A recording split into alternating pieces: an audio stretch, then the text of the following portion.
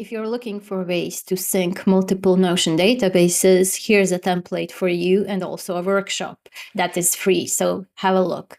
Let's say that you have a database for a marketing team with their tasks, and you have a different database for sales team with their own tasks.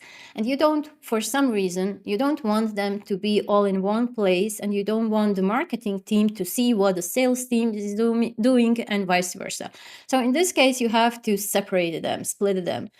But this can work fine, but the problem is that then you as a manager don't have one overall view where you see everything in one place, what is happening in marketing and what is happening in sales, and you do need that.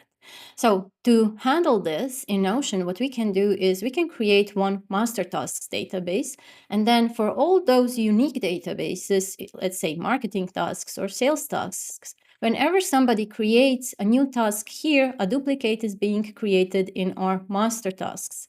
Now, let's just try this out. So this is example task. I just created this one now. It's already being created here. And as I edit it, so I just will add some dates here. I will change the status and I will assign this to myself. So when all of this is happening, then the automation takes over and this is also being updated here. So you as a manager have access to everything in one place. Now, I won't explain now how this actually works. I prepared a free workshop for that.